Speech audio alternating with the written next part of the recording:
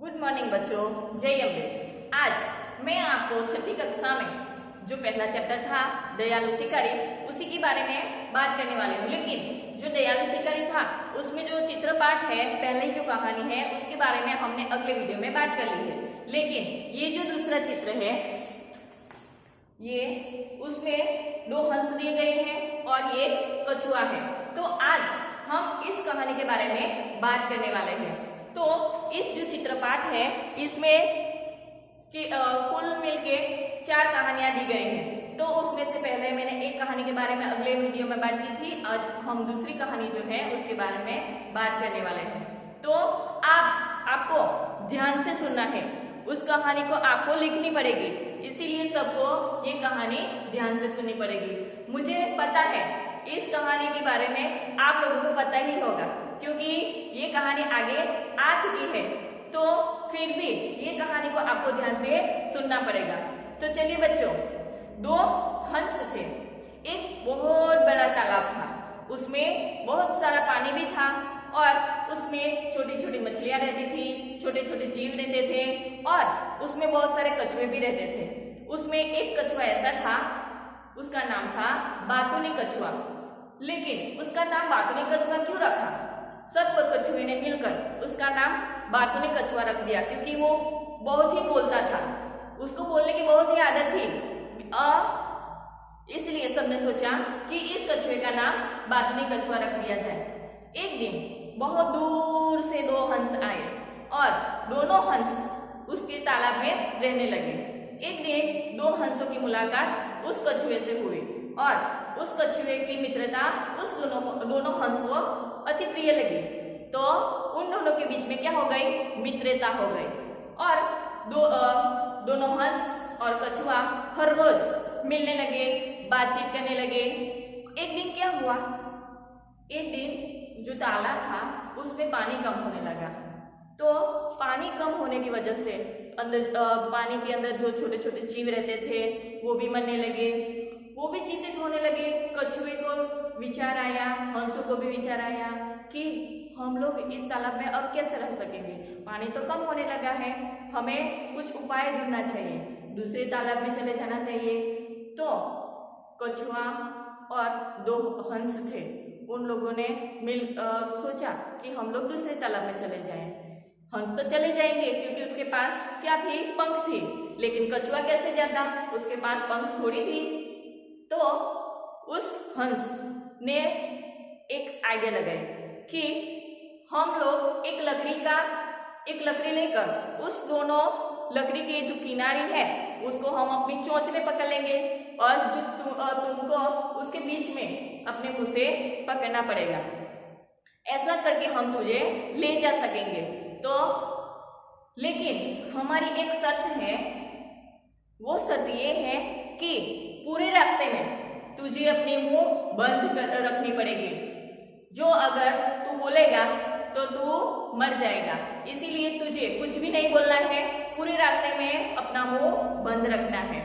तो वो कछुए भाई बोला, हाँ मैं नहीं बोलूंगा, मैं चुप ही रहूंगा। लेकिन कछुए भाई की क्या आदत थी? ज्यादा बोलने की, तो उसके लिए बहुत ही कठिन था। रास्ते में वो तो उड़ने लगे। बहुत समय के बाद एक नगर आया। रास्ते में एक नगर आया तो सब लोग ऊपर देखने लगे। ऊपर देखते देखते ऊपर 2 हंस और एक कछुआ लकड़ी लेकर उड़ रहे थे। तो उसको भी बहुत आश्चर्य हुआ कि ये तो पहला ही ऐसा दृश्य है कि हम लोग देख रहे हैं। तो वो बहुत जोर बजाने लगे, तालियां बजाने लगे और उसकी आवाज से कछुए को गुस्सा आ गया। इतनी छोटी सी बात से उसको गुस्सा आ गया और वो कुछ बोलने गया। जैसे ही वो बोलने गया, जो वो लकड़ी का छेड़ा था वो उनके मुंह से निकल गया और वो नीचे जाके मर गया। तो बच्चों, ये जो कहानी थी उससे आपको क्या सीख मिलती है? हमको क्या सीख मिलती है? इस कहानी से हमें यह सीख मिलती है कि ज्यादा बोलने से हमारा विनाश भी हो सकता है।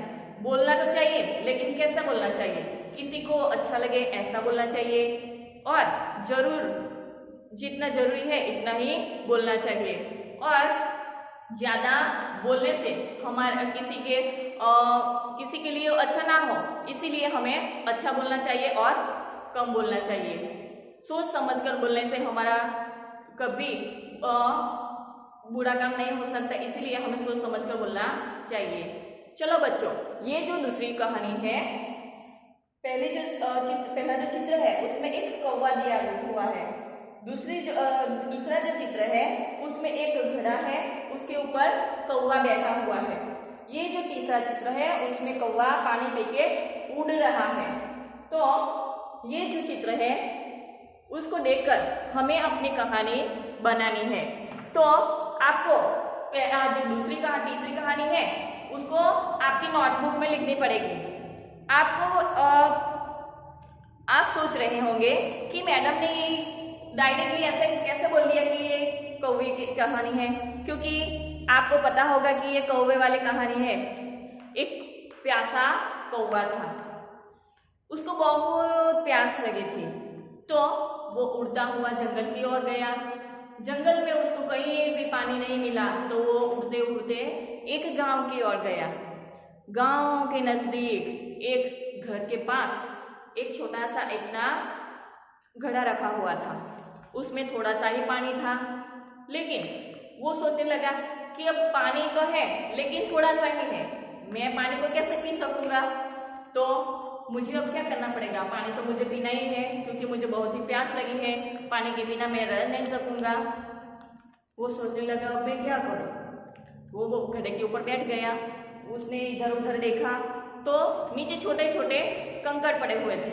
उसने एक कंकड़ घड़े के अंदर डाला तो पानी थोड़ा सा ऊपर आया, दूसरा कंकड़ उसके अंदर डाला, थोड़ा सा पानी ऊपर आया, तीसरा कंकड़ डाला, फिर से थोड़ा सा पानी ऊपर आया। ऐसे कर करके उसने जो कंकड़ पड़े थे उस अंदर डालता गया और पानी ऊपर आता गया। पानी ऊपर आया, कौवे भाई ने तो पी लिया और कौवा पानी पी कर का करके उड़ गया। तो बच्चों, ये छोटी सी 2 कहानियां हैं, आपको पहले से पता ही थी, लेकिन फिर से हमारे लिए ये हमने फिर से जान ली। तो आपको ये कहानियां नोटबुक में लिखनी पड़ेगी। ये जो तीसरी कहानी है वो लोमड़ी और कौवे वाली कहानी है, वो भी आप लोगों को पता ही होगी। तो ये जो कहानी है आपको नोटबुक में लिखनी पड़ेगी। उसका जो प्रश्न 5 है, दयालु शिकारी का जो प्रश्न 5 है, विलोम शब्द को वाक्य में प्रयोग करना है। विलोम शब्द का मतलब है विरोधी शब्द, उसका आपको वाक्य में प्रयोग करना है। यहाँ पे मैंने लिखा ही है जो विलोम शब्द है, दयालु का मतलब क्या है? दयालु का मतलब है दयालु, कृपा करो, जिन्हें आपका ऊपर दया आवे, तो दयालु का मतलब है दयालु। निर्दयी का मतलब क्या है बच्चों?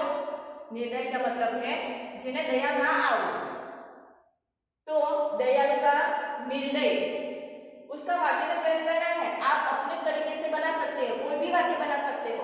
मैंने ये वाक्य बनाया है दयालु का। शिकारी बहुत दयालु था। शिकारी कैसा था? बहुत दयालु। ये जो शब्द है दयालु वाक्य में आना चाहिए। दूसरा शब्द उसका ऑपोजिट क्या है? निर्दयी। तो निर्दयी के ऊपर से मैंने वाक्य बनाया, कुछ शिकारी निर्दयी होते हैं। पहला जो चैप्टर है उसमें जो शिकारी था वो तो कैसा था? दयालु था, लेकिन कुछ शिकारियां निर्दयी होते हैं। सब शिकारी दयालु नहीं होते, इसीलिए कुछ शिकारी निर्दयी होते हैं। दूसरा जो शब्द है क्या है? बहुत। तो बहुत का विरोधी शब्द क्या होता है? उसका विरोधी शब्द होता है बहुत का थोड़ा। तो इसके ऊपर से हम वाक्य बनाएंगे, कौवे को बहुत प्यास लगी थी। बहुत का मैंने वाक्य बनाया है, कौवे को बहुत प्यास लगी थी। चलो, उसका विलोम शब्द क्या है? थोड़ा।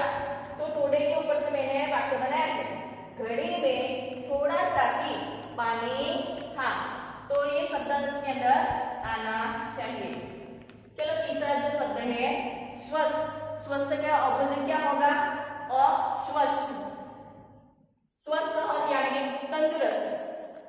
हमें हमारा शरीर स्वस्थ रखना चाहिए। हमें हमारा शरीर कैसा रखना चाहिए? स्वस्थ रखना चाहिए। उसका जो विलोम शब्द है अस्वस्थ। बीमारी में शरीर अस्वस्थ हो जाता है। तो ये विलोम शब्द। जो चौथा शब्द है जन्म का क्या होगा? मरण यानी कि मृत्यु। जन्म मृत्यु। वाक्य क्या बनेगा? जन्म, हमें जन्म देने वाली माता का आदर करना चाहिए। हमें जन्म देने वाली माता का हमें क्या करना चाहिए? आदर करना चाहिए। तो ये हुआ शब्द प्रयोग। चलो, ये जो दूसरा उसका विलोम शब्द है मरण, इसके ऊपर से मैंने वाक्य बनाया है। हर एक इंसान की मृत्यु निश्चित है। तो यहाँ ये रहा। तो ऐसे समानार्थी शब्द आपको दिए जाएंगे, उसके ऊपर से आपको वाक्य में प्रयोग करना है। यहाँ पे विलोम शब्द आपको दिए गए थे, उसके ऊपर से आपको वाक्य में प्रयोग करना है।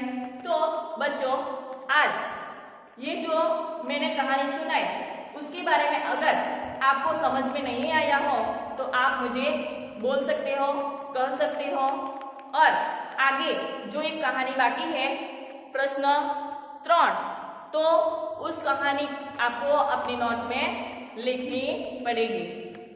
Thank you.